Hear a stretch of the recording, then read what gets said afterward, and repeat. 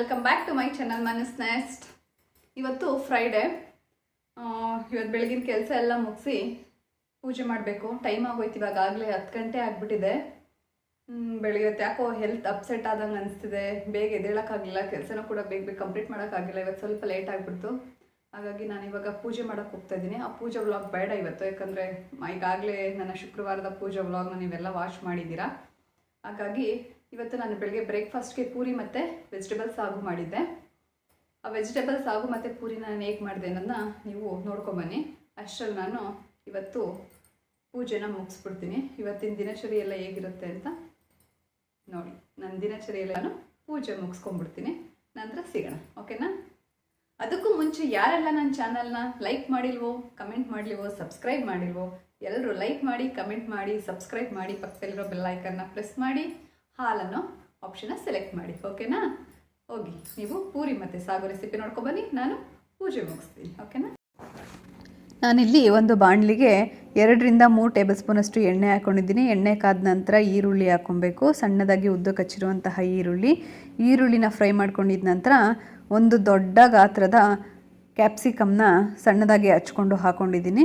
ನಂತರ 1 ಕಪ್ಪಷ್ಟು ಕ್ಯಾಬೇಜ್ನ ಸೇರಿಸ್ಕೊಂಡಿದ್ದೀನಿ. ಇದಿಷ್ಟನ್ನು ಸ್ವಲ್ಪ 2 ರಿಂದ 3 ನಿಮಿಷ ಚೆನ್ನಾಗಿ ಹುರ್ಕೊಬೇಕು. ಇದು ಹುರಿದಿದ ನಂತರ 1/4 ಸ್ಪೂನಷ್ಟು ಅರಿಶಿಣ ಪುಡಿ ಸೇರಿಸ್ಕೊಂಡಿದ್ದೀನಿ. ಅರಿಶಿಣ ಪುಡಿ ಸೇರಿಸ್ಕೊಂಡು ಚೆನ್ನಾಗಿ ಮಿಕ್ಸ್ ಮಾಡ್ಕೊಬೇಕು. ಇದು ಚೆನ್ನಾಗಿ ಅರಿಶಿಣ ಎಲ್ಲ ಮಿಕ್ಸ್ ಆಗಿದ ನಂತರ ಒಂದು ಬೇಯಿಸಿರುವಂತಹ ಆಲೂಗೆಡ್ಡೆನ ಸ್ಮ್ಯಾಶ್ ಮಾಡಿ ಸೇರಿಸ್ಕೊತಾ ಇದ್ದೀನಿ. ನೋಡಿ, ಈ ಥರ ಸೇರಿಸ್ಕೊಂಡು ಚೆನ್ನಾಗಿ ಫ್ರೈ ಮಾಡ್ಕೋಬೇಕು. ಫ್ರೈ ಮಾಡ್ಕೊಂಡಿದ ನಂತರ ಮೊದಲೇ ಬೇಯಿಸಿಟ್ಕೊಂಡಿರುವಂತಹ ಕ್ಯಾರೆಟ್ ಮತ್ತು ನೂಕೋಲನ್ನ ನಾನು ಈ ಟೈಮಲ್ಲಿ ನೀರಿನ ಸಮೇತ ಸೇರಿಸ್ಕೊತಾ ಇದ್ದೀನಿ. ನೂಕೋಲ್ ಮತ್ತು ಕ್ಯಾರೆಟ್ ಬೇಯೋದಕ್ಕೆ ಸ್ವಲ್ಪ ಟೈಮ್ ತಗೊಳುತ್ತೆ ಅಂತೇಳಿ ಅದನ್ನು ನಾನು ಕುಕ್ಕರ್ಗೆ ಹಾಕಿ 1 ವಿಷಿಲ್ ತೊಗೊಂಡಿದ್ದೀನಿ. ಅದನ್ನು ನಾನು ನೀರು ಸಮೇತ ಈ ಟೈಮಲ್ಲಿ ಸೇರಿಸ್ಕೊಂಡಿದ್ದೀನಿ. ನಂತರ ಇದಕ್ಕೆ ಹಸಿ ಬಟಾಣಿನ ಸೇರಿಸ್ಕೊತಾ ಇದ್ದೀನಿ. ಒಂದು ಅರ್ಧ ಕಪ್ಪಷ್ಟು ಹಸಿ ಬಟಾಣಿ ಸೇರಿಸ್ಕೊಂಡಿದ್ದೀನಿ. ನನ್ನ ಹತ್ರ ಫ್ರೋಝನ್ ಪೀಸ್ ಇದ್ದಿದ್ದರಿಂದ ನಾನು ಅದನ್ನೇ ಸೇರಿಸ್ಕೊಂಡಿದ್ದೀನಿ. ಇದನ್ನು ಸೇರಿಸ್ಕೊಂಡು ಚೆನ್ನಾಗಿ ಬೇಯೋದಕ್ಕೆ ಬಿಡಬೇಕು. ಈ ಟೈಮಲ್ಲಿ ಇದಕ್ಕೆ 2 ಸ್ಪೂನಷ್ಟು ಕಡಲೆ ಹಿಟ್ಟನ್ನ ತೊಗೊಂಡು ಇದನ್ನು ನೀರಲ್ಲಿ ಮಿಕ್ಸ್ ಮಾಡಿ ಈ ಸಾಗುಗೆ ಸೇರಿಸ್ಕೊಬೇಕಾಗತ್ತೆ. ಇದೇ ಮೇಯ್ನ್ ಇಂಗ್ರೀಡಿಯೆಂಟು ಈ ಸಾಗುಗೆ. ಇದರಿಂದನೇ ಗ್ರೇವಿಗೆ ಥಿಕ್ನೆಸ್ ಬರುವಂಥದ್ದು. ಹಾಗಾಗಿ ಇದಕ್ಕೆ ನೀರು ಹಾಕಿ ನೀಟಾಗಿ ಮಿಕ್ಸ್ ಮಾಡಿ ಸಾಗುಗೆ ಸೇರಿಸ್ಕೋಬೇಕು. ಇದನ್ನು ಡೈರೆಕ್ಟಾಗಿ ಪೌಡರ್ನೇ ಸಾಗುಗೆ ಹಾಕಿದ್ರೆ ಅದು ಗಂಟಾಗ್ಬಿಡುತ್ತೆ. ಹಾಗಾಗಿ ತಣ್ಣೀರಲ್ಲಿ ನೀಟಾಗಿ ಮಿಕ್ಸ್ ಮಾಡಿಕೊಂಡು ಇದನ್ನು ಸಾಗುಗೆ ಸೇರಿಸ್ಕೊಬೇಕು. ಇದರ ಕನ್ಸಿಸ್ಟೆನ್ಸಿ ನೋಡಿಕೊಂಡು ನೀವು ನೀರಿನ ಹದನ ಹಾಕೊಬೋದು. ನೋಡಿ, ಇದು ಸ್ವಲ್ಪ ಗಟ್ಟಿಯಾಗಿದೆ ಅನ್ನಿಸ್ತು, ನನಗೆ ನೀರು ಇನ್ನೂ ಸ್ವಲ್ಪ ಬೇಕು ಅನ್ನಿಸ್ತು. ಹಾಗಾಗಿ ನಾನು ನೀರನ್ನ ಸೇರಿಸ್ಕೊಂಡು ಕುದಿಯೋದಕ್ಕೆ ಬಿಡ್ತಾ ಇದ್ದೀನಿ. ಇದು ತರಕಾರಿ ಎಲ್ಲ ಸ್ವಲ್ಪ ಚೆನ್ನಾಗಿ ಬೇಯೋ ಥರ ಆದಮೇಲೆ ಇದಕ್ಕೆ 1 ಸ್ಪೂನಷ್ಟು ಗರಂ ಮಸಾಲ ಸೇರಿಸ್ಕೊತಾ ಇದ್ದೀನಿ. ಗರಂ ಮಸಾಲ ಸೇರಿಸ್ಕೊಂಡು ಚೆನ್ನಾಗಿ ಮಿಕ್ಸ್ ಮಾಡ್ಕೊಬೇಕು. ಮತ್ತು ಇಲ್ಲಿ ನಾನು ಸ್ವಲ್ಪ ಚಿಲ್ಲಿ ಪೌಡರ ಯೂಸ್ ಮಾಡಿದ್ದೀನಿ. ಆ ವಿಡಿಯೋ ಕ್ಲಿಪ್ಪು ಮಿಸ್ ಆಗಿದೆ. ಹಾಗಾಗಿ ನೀವು ಸ್ವಲ್ಪ ಅದಕ್ಕೆ ಮೆಣಸಿನ್ಕಾಯಿ ಪುಡಿ ಸೇರಿಸ್ಕೊಬೋದು, ಅಥವಾ ಹಸಿ ಮೆಣಸಿನ್ಕಾಯಿನೂ ಕೂಡ ಸೇರಿಸ್ಕೊಬೋದು. ತುಂಬ ಚೆನ್ನಾಗಿ ಬರುತ್ತೆ ಟೇಸ್ಟು. ನೋಡಿ, ಈ ಥರ ಚೆನ್ನಾಗಿ ಮಿಕ್ಸ್ ಮಾಡ್ಕೊಬೇಕು.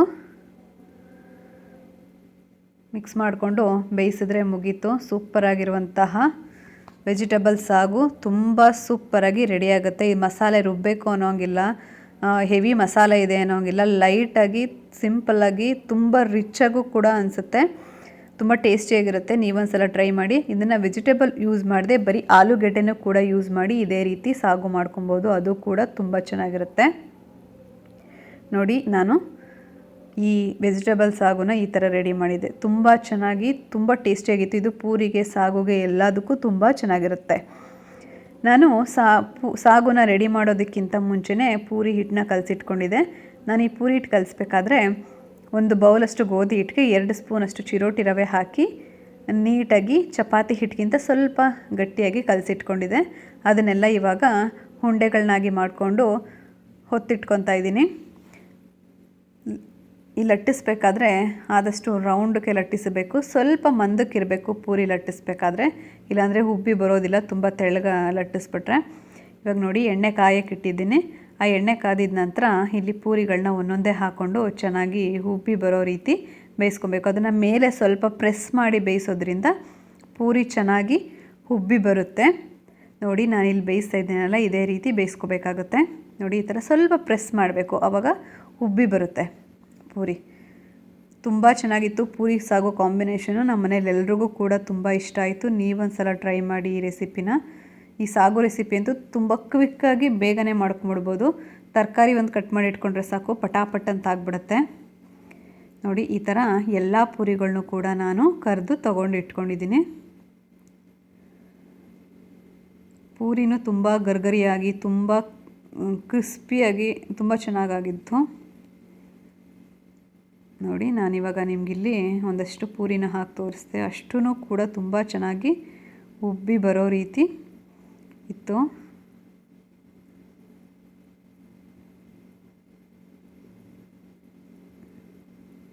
ನಾನು ಈ ಪೂರಿ ಜೊತೆ ವೆಜಿಟೇಬಲ್ ಸಾಗು ಮಾಡಿದ್ದೀನಲ್ಲ, ಅದನ್ನು ಸರ್ವ್ ಮಾಡಿದ್ದೆ. ನೋಡಿ, ನನ್ನ ಪ್ಲೇಟಿಂಗ್ ಈ ಥರ ಇತ್ತು.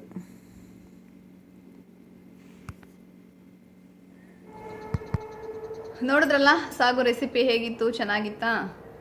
ಇವತ್ತು ಶುಕ್ರವಾರ ಅಲ್ವಾ, ನಿಮ್ಗೊಂದೇನಾದರೂ ಒಂದು ಗುಡ್ ಥಿಂಗ್ ತಿಳಿಸ್ಕೊಡ್ಲೇಬೇಕು ಅಂತ ಡಿಸೈಡ್ ಮಾಡಿದ್ದೆ.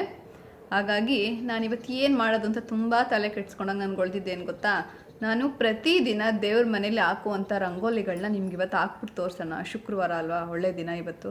ಹಾಗಾಗಿ ಶುಕ್ರವಾರ ಇವತ್ತು ರಂಗೋಲಿಗಳು, ನಾನು ದೇವ್ರ ಮನೇಲಿ ಯಾವ ರೀತಿಯ ರಂಗೋಲಿಗಳನ್ನ ಹಾಕ್ತೀನಿ ಅನ್ನೋದನ್ನ ತೋರಿಸ್ತೀನಿ. ಬನ್ನಿ, ನಾನು ಯಾವ್ಯಾವ ರೀತಿ ರಂಗೋಲಿಗಳನ್ನ ಬಿಡಿಸ್ತೀನಿ ಅನ್ನೋದನ್ನ ನೋಡ್ಕೊಂಬರೋಣ. ಬನ್ನಿ ನೋಡ್ಕೊಂಬರೋಣ ರಂಗೋಲಿ ಹೇಗೆ ಬಿಡಿಸ್ತೀನಿ ಅಂತ. ಬನ್ನಿ, ಲೆಟ್ಸ್ ಕಮ್.